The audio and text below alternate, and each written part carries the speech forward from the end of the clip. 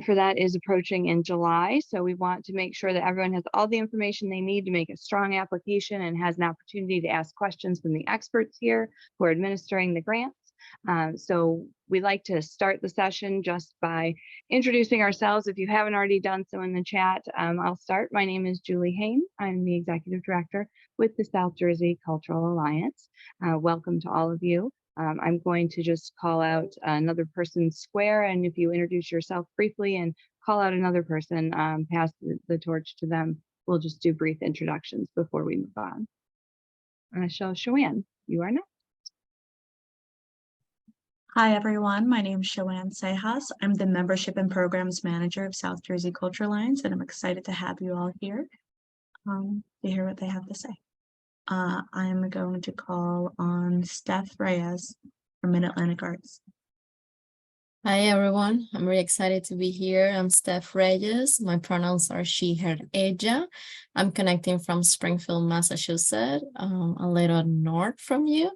The traditional homelands of the indigenous Algonquian, people know as Agawan. I also want to let you all know that if you have any questions in Spanish, or if you prefer to ask us some questions in Spanish, por favor, comuníquense con nosotros. Pueden enviar todas las preguntas en español al email de fellowships@Mid-Atlantics. And I will pass it to Jackie. Thanks, Steph. Hi, everyone. Jackie Domenus. My pronouns are she, her, or they, them. I am the Program Director of Fellowships at Mid-Atlantic Arts, and I am actually based in South Jersey. I grew up in Voorhees, but I am currently in Pine Hill.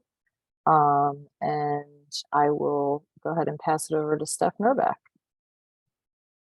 Hey, y'all. Good afternoon. Thank you so much for having me. My name is Steph Nerbak, pronouns she and they. I am Artist Associate of Artist Services, and with the New Jersey State Council on the Arts. I do a variety of things regarding artist services and public art. I'll go ahead and get us kicked off before passing it over to Jackie and Steph for additional information. But I'd just like to, again, thank South Jersey Cultural Alliance for having me here today. I'm very happy to be able to join in on the opportunity to promote this council grant program and to be connected more directly with artists in New Jersey. So thank you, thank you. I'll start off by just letting you know that since 1970, the New Jersey State Council on the Arts has celebrated artists in New Jersey through this individual artist fellowship program. It is administered by our partners who are here with us today at Mid-Atlantic Arts. The Arts Council's fellowship program provides funding for individual artists residing in New Jersey to encourage and help sustain their pursuit of artistic work. Competitive awards are granted to artists in 13 disciplines biannually. So every other year, the cycle rotates disciplines, and it's done through an independent and anonymous peer panel review, solely on the basis of work samples submitted by artists. The process is focused on high artistic quality, and awards can be used to help artists produce new work and to advance their careers. So it's mostly unrestricted funding. Very few things that you're not allowed to use the funding for. But we really want you to use the money to free up your time to make more artwork and to advance your career in some way. In recent years, the Arts Council has increased their investment to this program, thankfully, and award amounts have been between $4,000 ranging all the way up to $32,000. So I wanted to also make sure you're aware of the Council's priority to increase funding to artists from South Jersey. Due to the State Arts Council's outreach strategies over the past decade or so, we consistently receive applications from culturally diverse artists working in a wide array of disciplines across the entire state. But these efforts have been less successful, however, in reaching artists that fully represent New Jersey's geographic diversity. So with the intention to increase the representation of artists from counties which the number of applications is historically lower, including the state's southern 8 counties, the State Arts Council offers awards in higher amounts whenever possible for fellows from South Jersey. So that's Atlantic, Burlington, Cumberland, Cape May, Camden, Gloucester, Ocean, and Salem. Any artist selected for funding based on the anonymous review process whose permanent address is verified to be in one of these southern 8 counties will automatically be considered for additional funding. So historically, that has meant an increase of around 10% in award dollars to awardees from South Jersey. Also, as a side note, I'd like you to keep in mind that last year, a new finalist funding category was established. And this was due to, increased funds that we had in the investment from the council. We wanted to strategize awarding more artists. So what we did was we created a finalist category. It is awarded to artists whose work is considered by the peer review to be of high quality, but scores just below the traditional fellowship award standard. So it's a whole new category that we hope to keep going pending our own funding. It's good to note 2 things about the fellows, about the finalist tier. One is that the category is offered obviously only as ample funding is available to the council. And 2, as finalists, you are still eligible to apply for a fellowship in the following year of your disciplines cycle. So there's no need to wait to apply.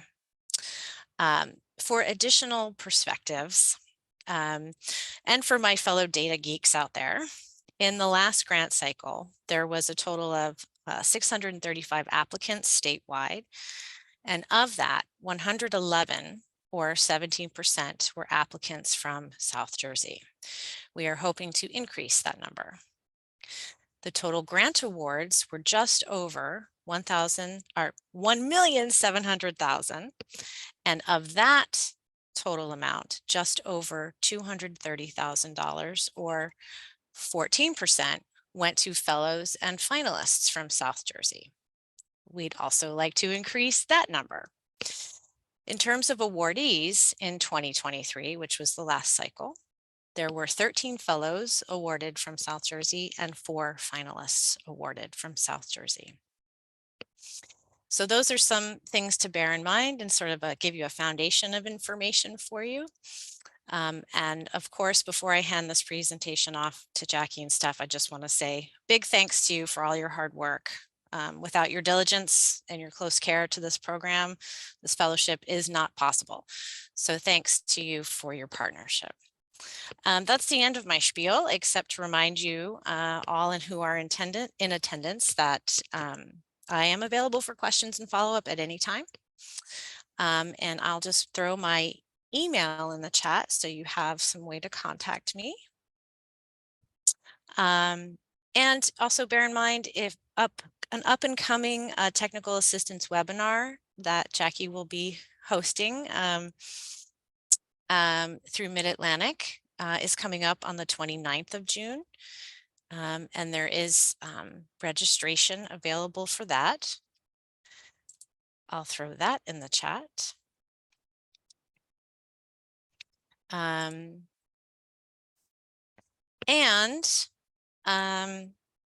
One last thing is that if you would prefer to see a video of that webinar, you can also go to the Mid-Atlantic Arts website to see the video of that webinar that was previously done. And when I get a chance, I'll throw their website into the chat. And that's it. I'm going to hand it off to Jackie and Steph now. Thanks, everybody. Thanks, Steph. Just real quick, Shoanne and Julie, I know you guys had a couple other slides in between. Do you want to wait and do those at the Just do end? that at the end. Those Okay. are just like basic, little updates. So we'll let you carry through with this, and then we'll just check that. All right, great. Okay, so yeah, I guess first I'll start by apologizing that there is landscaping going on outside. So if you can hear lawnmowers and weed whackers, that is why. But I just want to kind of start off by explaining that both Mid-Atlantic Arts is here as well as the New Jersey State Council on the Arts. Because Mid-Atlantic Arts administers the application submission, review, and post-award process on behalf of the New Jersey State Council on the Arts through an ongoing partnership. And basically, as Steph said, we're here today to just briefly touch on some of the main guidelines for the individual artist fellowships application and to give a quick demonstration of how to apply and what the application looks like. And most importantly, to answer any questions that you might have. And we want to sort of demystify the application process in hopes that more South Jersey artists will apply and ultimately more South Jersey artists will be awarded. We asked, I think the folks at South Jersey Cultural Alliance sent out the guidelines prior to this so that hopefully some of you might have a chance to look over them ahead of time. Hopefully you did. If not, no worries. We're just going to go over again some of the main points, and then we do ask that before you apply, you really take some time to read through those guidelines on your own before jumping right into the application. So I'm going to, if it's okay, Shoanne, to share my screen.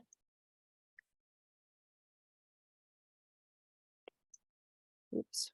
And I'm going to go ahead and share the guidelines document and just kind of go through some main things. All right, is everybody able to see that? Okay, cool. So first of all, just to quickly touch on, again, the categories that are being offered this year, and that's film/video, digital/electronic, interdisciplinary, painting, prose, and printmaking/drawing/book arts. We are on a 2-year rotation schedule in terms of the categories that are being offered. So if you are interested in the other categories, and the way that these guidelines work is you can click on any of these headers here and it will take you to that page. So for FY24, which is currently what's open, it lists those categories and a breakdown of what's accepted in each one. And then we also have next year's categories, and this is the opposite set of categories in the rotation. So if you're looking to apply in one of these instead, those will be open next year. So I just wanted to point that out. The deadline, again, is Thursday, July 13th at 5 p.m. We do like to reiterate to applicants that the sooner you get your application started, the better. And that's because if you come upon any issues or technical difficulties or just general questions about the guidelines, it's much easier and better for us to field your questions earlier on, because within that last week or so of the deadline, things get absolutely insane. I'm sure, as you know, a lot of people procrastinate, and so we're fielding as many questions as possible. We do just to kind of give an idea of the volume of submissions, we are likely going to end up with around 700 applications total. So in order for us to ensure that we can answer your question in a prompt way, you can get your application in on time, the sooner that you can ask, the better. And just also to reiterate that we do work a regular business day schedule, 9 to 5. So that's when we're responding to emails and calls typically. And I'll just, I guess, speak a little bit to the review process. Steph mentioned this a bit, but just kind of want to reiterate this piece. The fellowship applications are reviewed by panels of peer evaluators that are identified by us and composed of working artists and arts professionals. Panelist candidates are identified primarily through our research, and we choose them based on their professional achievements, experience, and recognition in their respective fields of expertise. We also take consideration of diversity and balance in our panels in terms of race, ethnicity, age, gender, and so on. And also a wide range of artistic interests and aesthetic viewpoints. So for instance, rather than, in the music composition category, rather than having 3 jazz musicians on the panel, we tried to have a wider range of maybe a jazz musician, maybe an electronic musician, and so on. And also just want to reiterate that the review process is completely anonymous. So you'll see in the rest of the guidelines and also in the application that the only thing that the panelists are reviewing are the applicant's actual work samples. And the only thing that they have access to aside from the work samples is an optional panel statement, which in which you are allowed to kind of give context to your work, and you're allowed to talk about your cultural identity if you feel that it pertains to your work. But other than that, no biographical or identifying information can be shared. And the way that the panelists are scoring and judging is based solely on the artistic excellence of the work samples. And if there's questions about that, we're happy to field those as well. But just wanted to reiterate that. So when you are applying, when you're uploading work samples, please make sure that if you're applying in painting, for instance, you can't have like a signature on the bottom of your painting. You have to either crop it out or block it out. And same thing with film video. If your name appears in the beginning or the end, you're going to want to cut that part out because all of the work samples must be anonymous. In terms of one of the other most popular questions we get is, when will I be notified about the fellowship? All applicants will be notified regardless if they are being awarded or not by March 1st of 2024. We recognize that that's a bit of a ways out, but the panel review process really mainly takes place in the fall. And then all of the final scores, once those are all submitted, then the State Arts Council comes up with their funding scenarios and has to get through their whole board of folks. So by the time that everybody is notified, it's by March 1st of 2024. And so I'm not going to go through each of the different categories guidelines because it takes quite a long time. And if you are interested in listening to me break down all of that and talk about each one, you are welcome to watch the webinar that is already up on YouTube or to come to the next webinar on the 29th. But for our purposes today, I'll just kind of go through the quick eligibility for who may apply in general rather than in each category. So artists must be permanent residents of the state of New Jersey. That means that if you're applying, you have to be a current permanent New Jersey resident at the time of application and at the time of award. Applicants must be age 18 or older, and the applicant also must be the artist whose original work is represented in the work samples. So collaborating artists are asked not to apply to this particular fellowship. In terms of who may not apply, if you received a fellowship in any category in 2023, 22, 21, 20, or 19, you're not eligible to apply for the current year. And again, as Steph mentioned, that restriction does not apply to artists who received a finalist award last year.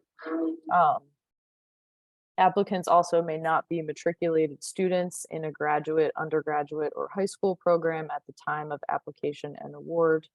And the fellowships also may not provide funding for scholarships or academic study in pursuit of a degree. And again, as I mentioned, collaborating artists are not eligible to submit a joint application for collaborative work. And then just a couple other rules here to point out. Eligible applicants may submit one application in a single category per year. So even if you are sitting here thinking to yourself, well, I do work in painting and I also do work in printmaking and drawing.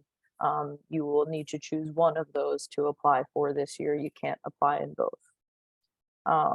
All the work samples must have been produced within the eligible time frame that's outlined by the discipline, and that's in each particular category's guidelines, which you can click through.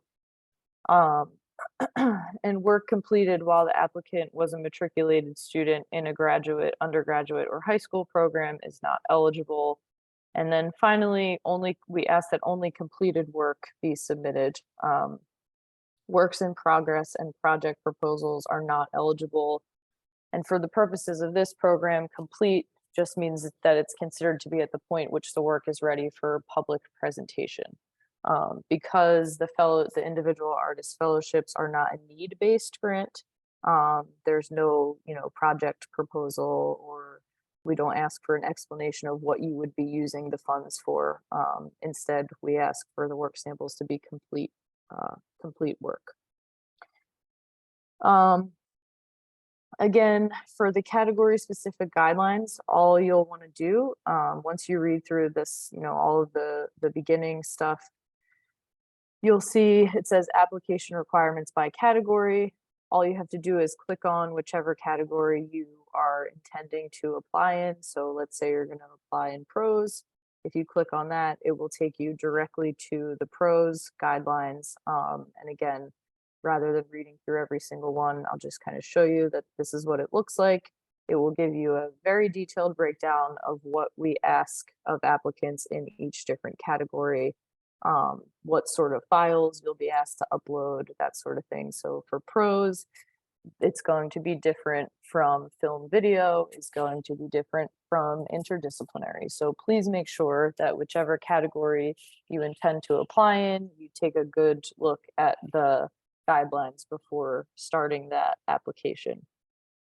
And then I guess one other thing that I wanted to share, and that I think Julie and I talked about a couple times, is I just want to make sure that folks are aware that for the individual artist fellowships, if there is something wrong with your application, so for instance, if you accidentally upload a work sample that has your name on it and is not anonymous, or maybe you included something in the panel statement that you weren't supposed to include, that does not automatically disqualify you from the fellowship.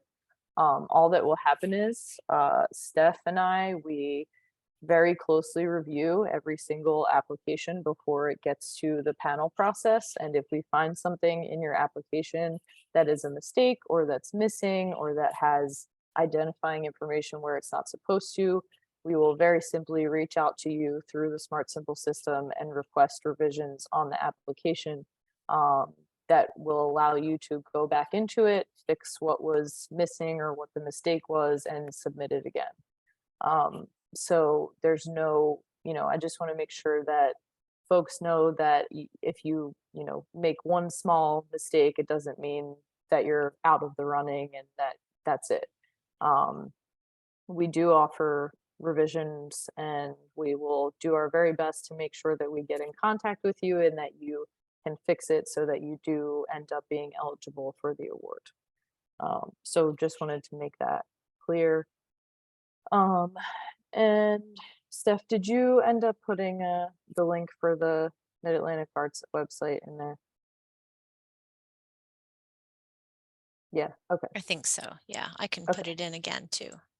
Okay, just wanted to make sure. So, and I'll just say all of the information and also additional resources that you could possibly need for this are on our website under the state's fellowships. The link to register for the next webinar should be there. The YouTube link for the one that just happened should be there. The guidelines are on there. The application link is there. So anything that you might be looking for, you can probably find there. And I guess Do you think, and I guess Julie and Shohan, I'll defer to you, that it would be helpful for me to just pull up Smart Simple and kind of briefly walk through the application for folks? I think it's always Yes. nice to have eyes on it. It will make everyone have another level of comfort with the application, and you know, it can't hurt. So why not? We have time. Okay, great. Just wanted to make sure. All right, so let me switch over to that.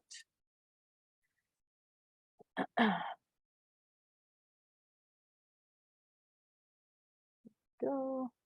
All right. Are you able to see that, the login page there? Okay. All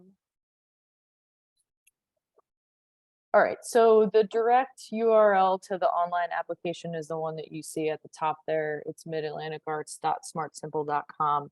Again, that link is in the guidelines. It's on our website.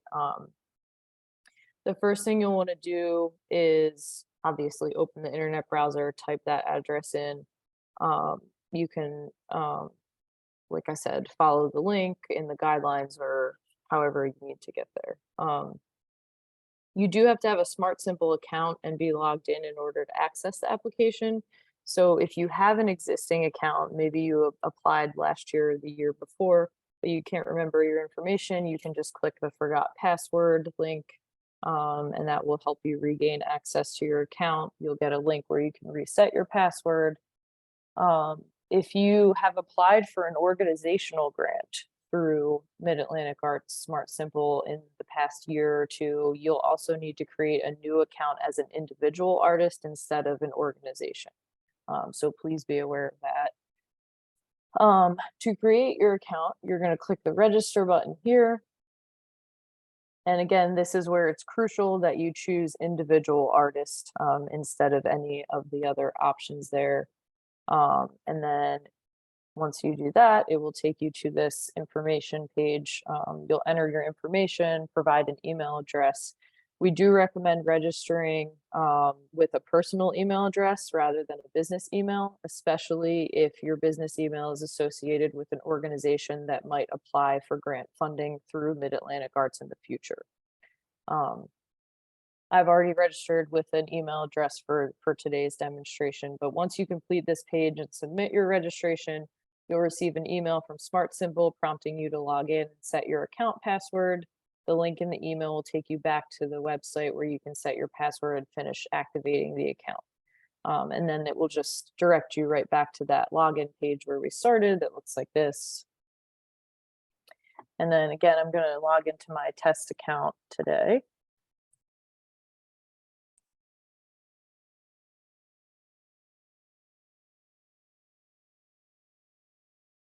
And so once you're logged in, you'll be directed to a landing page that will list all the account options and grant opportunities available to individual artists at this time. So from this page, you can also update your profile information. You can change your password. You can start a new application. You can access in-progress applications or check the status of ones that have already been submitted. So just to get started, to access the fellowship application, you're going to click the funding opportunities. And then this page will display any opportunities that are currently open. Other grant applications may also be listed on this page. So you will click apply now. And that will bring you right into the application, which looks like this. It's important to note when you initially create your application, you're going to want to click Save Draft down at the bottom. And that will save a copy of the application draft to your account.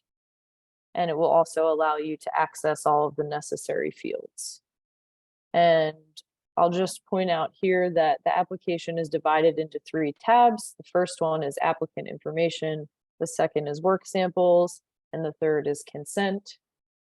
In order to navigate between those, you can just click on them. And there are also next and back buttons that should pop up as well. Yeah, right here in this bottom corner. So the first section of the application is for applicant information. Nothing on this tab will be shared with panelists, so don't worry about including your personal information here. The only tab that panelists will see is the work samples tab. The first thing that you'll be prompted to do is select the category in which you are applying. So this is where you'll pick your category. I can't stress how important it is to choose your category. I get questions all the time where people say, it won't let me upload work samples. And then I look at the application and it's because this is still on please select. So once you select which category you're applying in, so I'll just pick painting as an example, that then allows the work samples page to update so that it will let you upload your work samples there. If you don't pick a category, you won't have the option to upload work samples. Some of the information that you provided when registering for Smart Simple will automatically carry over into this tab. So you're going to see some of your information is pre-populated under the profile information header. So you'll want to review this information. If you need to make edits, you can do the click here to edit your account profile. And you can change that. Just as a note, wherever you see a little red asterisk next to things, that means that the field is required. So you'll need to provide information in any of those fields before the system will allow you to submit. And then on this lower half of the page, you will be asked to provide your artist or publicity name. This is basically just a name you prefer to use when being publicly addressed as an artist. And we provide this information to the State Arts Council for announcements in case you do receive an award. You'll also be required to provide the county in which you reside. And the application also asks for information about any previous New Jersey State Council on the Arts individual artist fellowships you may have won. So if you indicate that you have received a fellowship in the past, so if I click yes, it will then ask you to put which years and disciplines. All applicants must include a resume or biography. So you'll use this space to describe your educational background, professional achievements. Again, this is used for administrative purposes only. It will not be seen by panelists, so you don't need to worry about anonymity here. Either a narrative bio or your CV is fine. This is a rich text field, so you'll be able to edit and format that information however you want. There's a 2,000 word limit. You can either copy and paste or type directly into that field, but you can't upload a document here. So if you have like a CV, you may need to copy it and paste it into this field. And then finally, down the bottom here, the New Jersey State Council on the Arts collects optional demographic information that provides the council with important data about the communities they serve. This information is used for analytical purposes only, and again, will not be seen by panelists or otherwise inform the selection process. And just before discussing the work samples tab,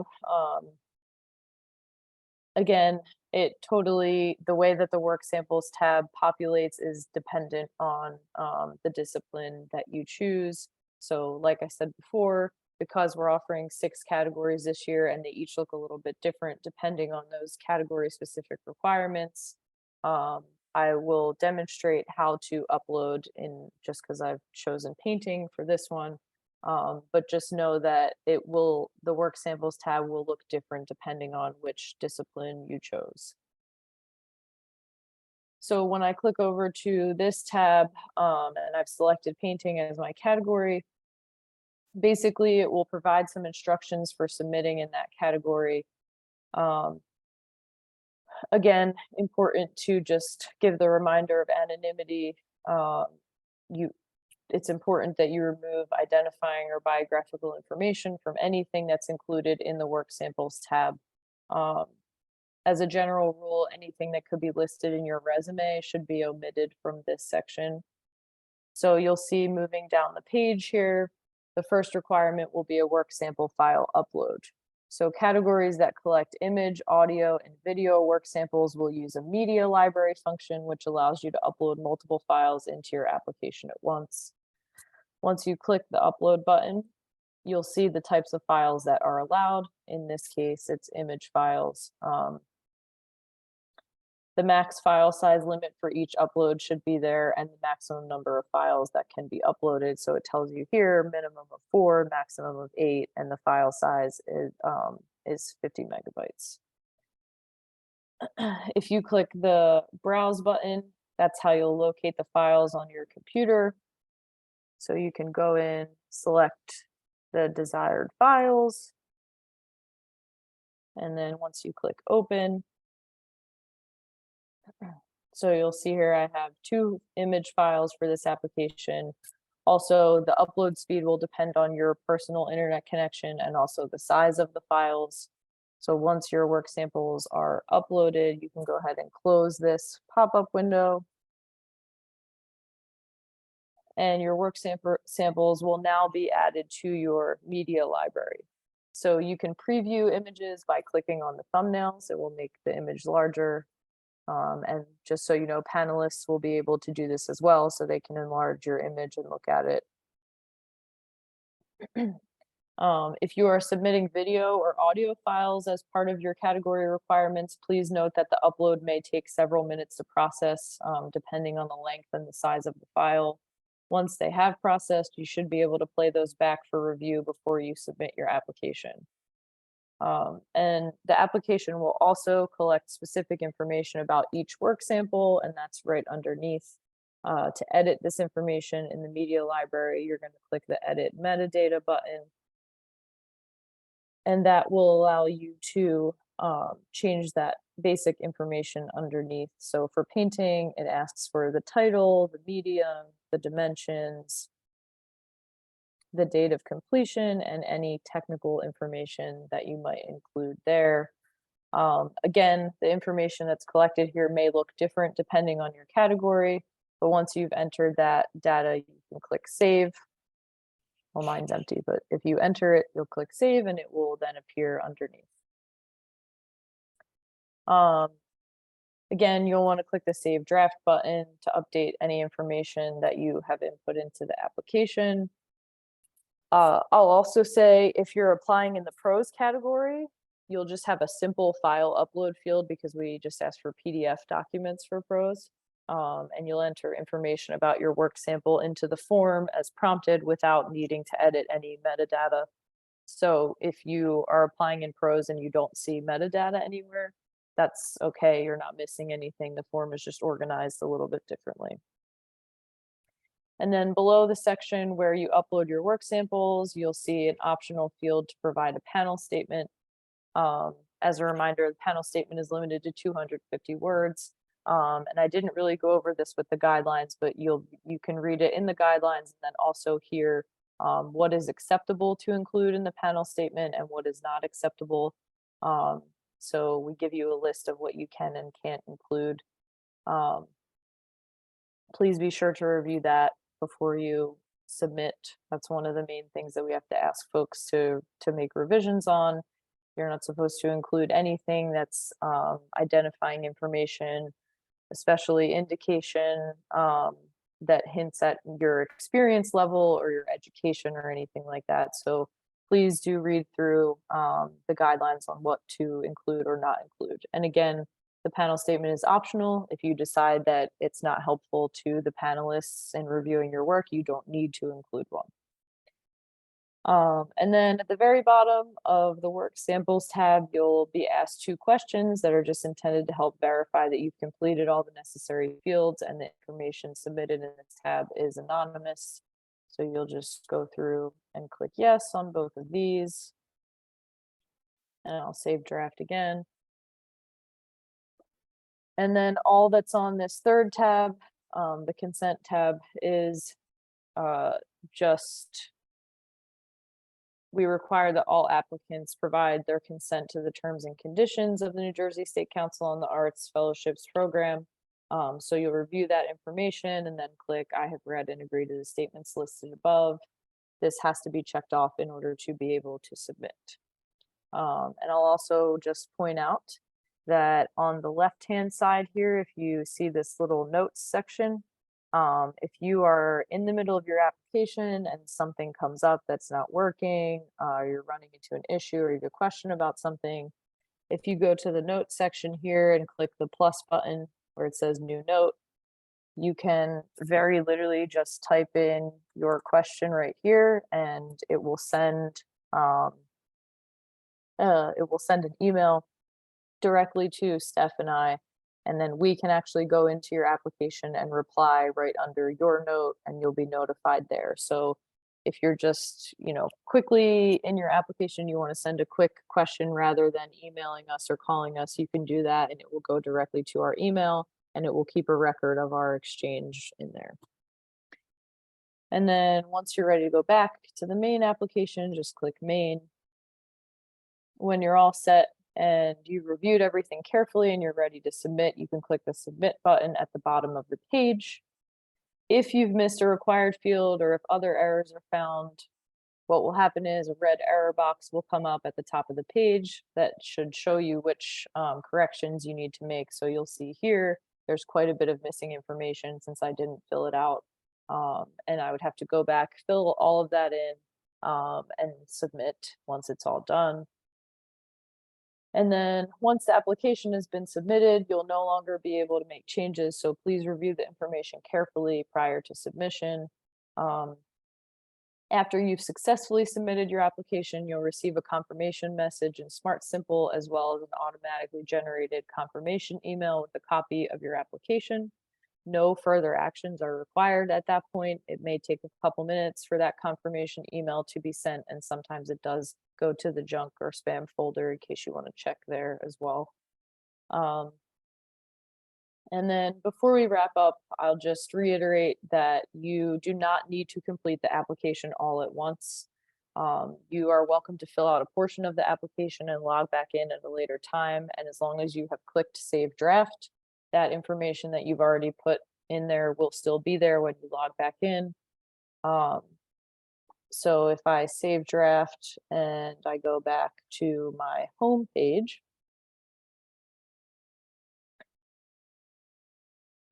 under my applications, you'll see I have one application draft in progress. And after it's been submitted, it would be moved to the submitted folder where you can still view it, but not edit it. And after the fellowships have been awarded and notifications have been sent, it would be under the approved or declined section there. And so that is just a very quick, rapid demonstration of how to do that.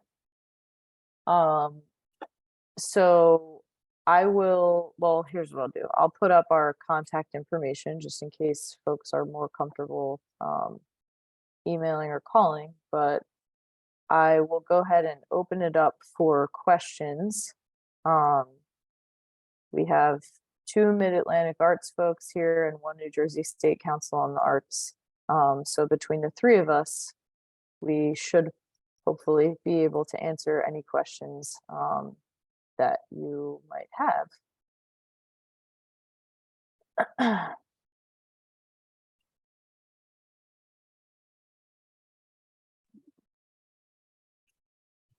I also have while you're going over everything, some poll questions too, to kind of see how much everyone got from it, to kind of see if that is a bit of an easier conversation starter too, for anyone who's a bit more nervous to unmute, or if you would like to put things in the chat. Oh, someone wrote something in the chat.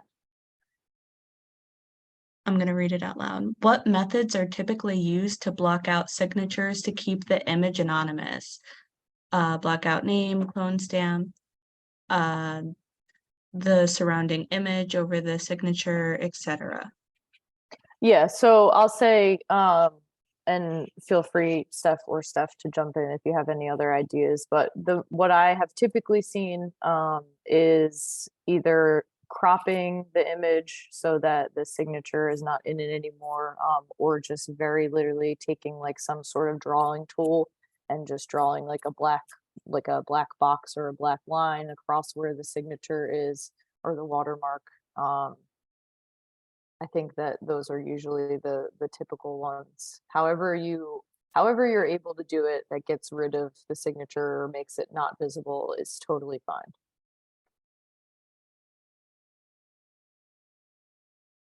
And then, sorry, I just saw the chat. Yes, I've So applied before. Is there any way to get feedback from previous declined application? yeah, so once the notifications go out, we do say in our email, in our notification email, that if you have been declined and you would like to receive your panelists' feedback to reply within a certain amount of time, I believe it's 4 or 5 weeks from when those go out. So we do keep a log of all of the panelists' feedback for everyone. So that it's then made available once you get your award or declination. Again, it is just a specific window directly after the notification goes out. So like at this point now, if you were looking for it for 2023 or 22, it would be too late to request that. But moving forward, if you did apply for this year and then if you received a declination, you will have the option to receive the panelist feedback.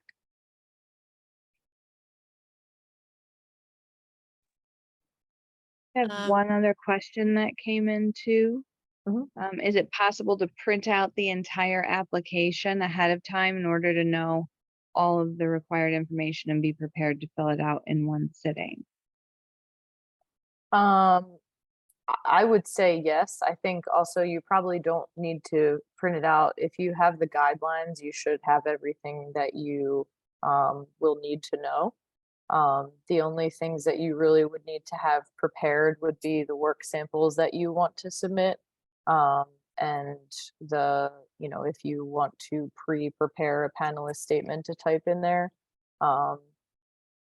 But the guidelines do lay out basically everything that we just talked about and that will be in the application. So realistically, if you read through the guidelines, there shouldn't be anything that's like a surprise in the application.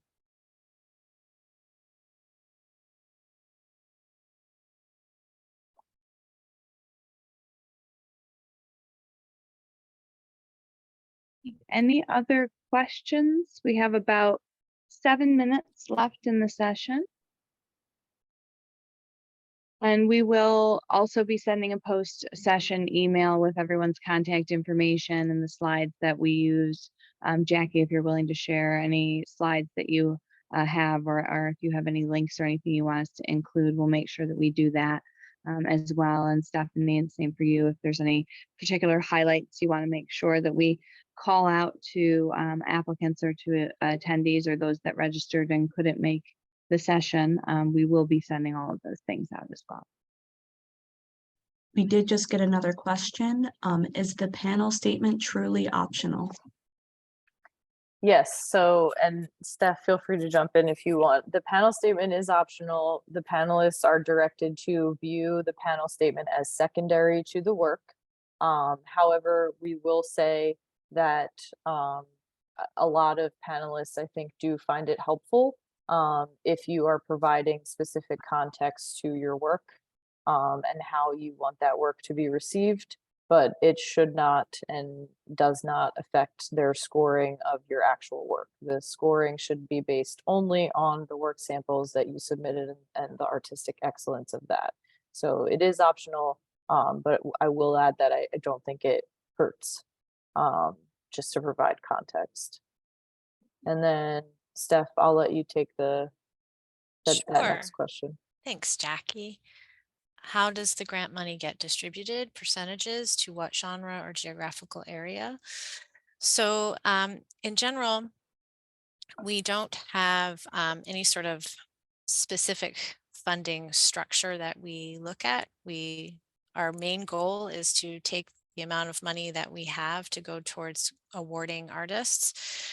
And we look at the scores that are delivered to us from the panel process, and we tie those scores to different possible funding scenarios. And so we're trying to give the largest amount of money out to the largest amount of people. So we really sort of break it down mathematically in that way.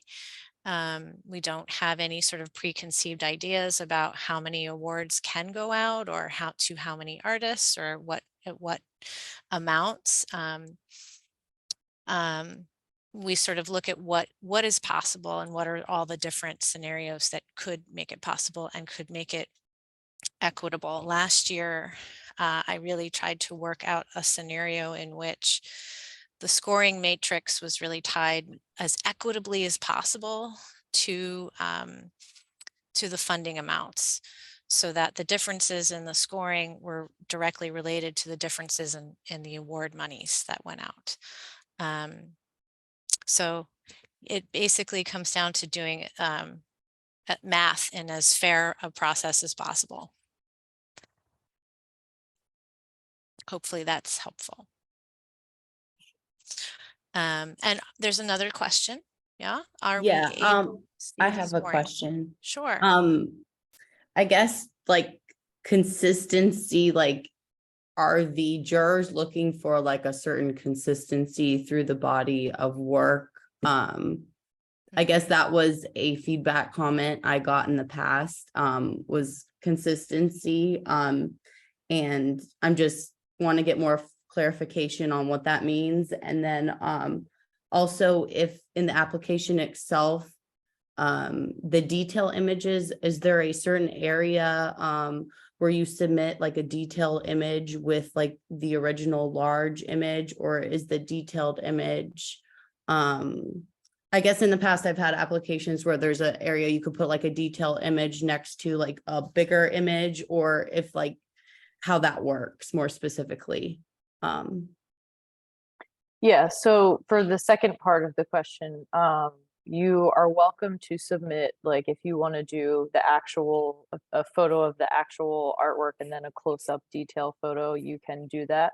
Obviously, I would encourage that in the title or the description, you just mentioned that it's a close-up or detail image of that other work. Okay. We do say that, or we do ask that you have, I mean, depending on which category, it's typically at least 4 examples of your work. But you are allowed to upload 8 images in total, or videos, small or short videos. So if you want to upload, 4 examples of your work and have the full thing and a detail image for each one, that's fine. You can do that. It's not separate from anything. It just would be in the same image upload area. Okay. Does that make sense? Yes. Okay. Thank you. And now I forgot what Part the one. first. Part Yes, one was part one. about, receiving feedback about consistency of a body of work. Yeah. Yeah, I would say that I don't necessarily know what that panelist meant, but I would also say that it is totally dependent on the panel, and that while that person may have cared more about consistency, like another panelist on a different year might not feel the same way and might like a large variety of works. So that's why we're constantly like cycling through and getting, new panelists each year with different backgrounds and different experience, which I know probably doesn't really answer your question. I It do does. That have to was a say, good I do have answer. to say, yes, like it is, when it comes to the panel process, it really is dependent on the individuals who are in that room, like what's important to them. But I can say that if we do often hear that that panelists tend to, I can't say this is what happens all of the time, but they tend to like to see a consistency of work that doesn't necessarily look all the same, but offers sort of the scope of what you do or what you're currently doing, if that makes sense. And this is where I think if you choose to, if you think it will be helpful, a panel statement could be helpful in just contextualizing what you're offering as your samples. Even just to say, here's what I want you to know about the samples I'm providing. Just to center the panel, because you have to remember panelists are looking at hundreds of applications. And so anything that you could offer them to explain something or to offer contextualization to help center their evaluation could be helpful. If you think it's helpful to you to express it in that way and sort of see if you can provide that clarity, then it's worth a shot.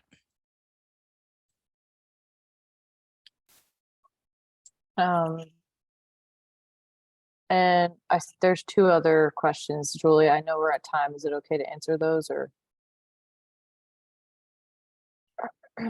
Sorry, lost my mute button. No, I think it's fine. I'm fine to hang out and answer the questions as long as you're able to remain for a few minutes. That's fine. Our updates are quick, so we'll just tag them on and let everyone go as soon as you've addressed the meat of the issues.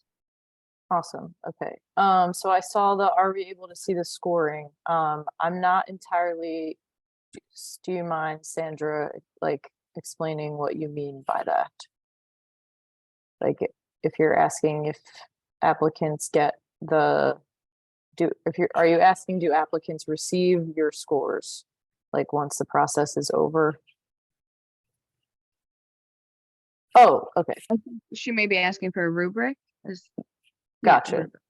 Yes. Yeah. So Steph, I believe, are we able to share that or? Scoring is generally not shared, but panel comments are shared. The scoring might not be as clear to you as what the panelists actually are saying. What we could, I think, share is the rubric, the rubric by which panelists are using to help score. Yeah, that's what they're asking for. Yeah. Okay. Yeah. So yes. And again, it's based on artistic excellence. It's a 1 to 5 rubric. But yes, we're able to share that. If you want to send us an email, I can send it to you directly. I think that's probably the easiest way. Just because I have to pull it out of a document. And then is paste considered a painting medium for the purposes of? Oh, pastel. Gotcha. Sorry. Yes. So essentially the way that we answer these questions is we encourage applicants to apply in whichever category you feel your work would best be evaluated in. So if you feel that your art that's made with pastels is best evaluated by a panel of 3 folks who are most well-versed in painting, and different subgenres within painting, then yes, you would apply in the painting category. If you consider your work with pastels to be more like drawing, you would want to submit in the printmaking /drawing/book arts. It's really whoever you feel would be better and more adept at evaluating your work.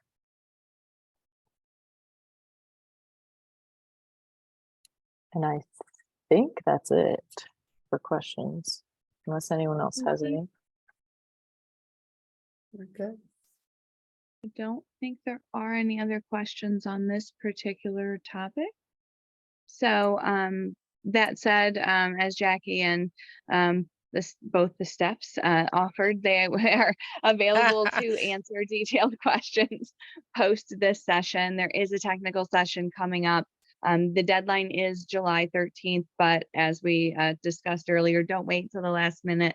Something always comes up and you always end up with a question or a hiccup, and it's better to be early than stressed when you're submitting applications. So all good advice, and really thank you both for coming and giving such a detailed overview. I think anyone who's considering applying has a much better idea of what's in store for them when they log in to do so. So thank you very much for that. Yeah, of course. Joanne, do you want to pull up our slides, our thank you and the update slide real quickly?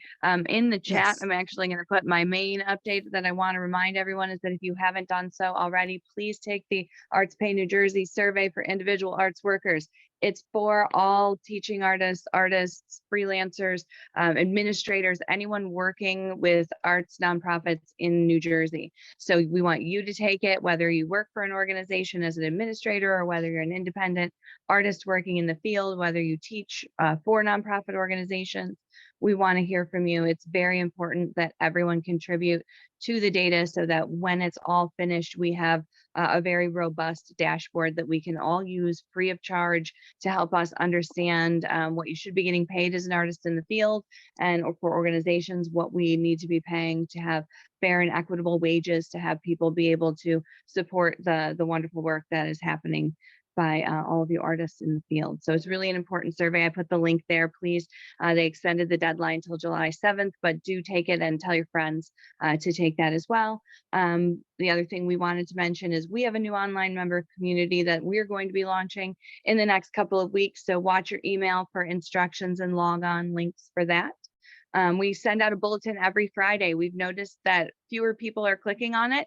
We think that has something to do with spam, but also we want to make sure that's the case. So make sure you're checking it out. If you have these, ideas or things that you're not seeing that you would like us to start to highlight, we're happy to make changes. This is for you. It comes out every Friday, and we always have SJCA updated, our website as well, our resource library there.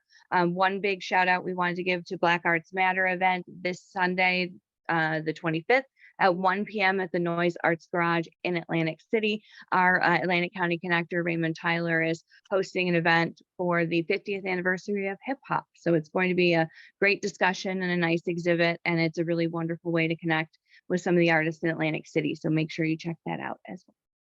And as always, we're always here if you have questions, ideas, you want to just, bounce some thoughts off somebody. That's what we're here for. Give us a call, send us an email. We'll connect with you and we'll help you however we can. So thank you to everyone. Enjoy the rest of your day, and please reach out if you need anything. Thank you. Thanks, everybody.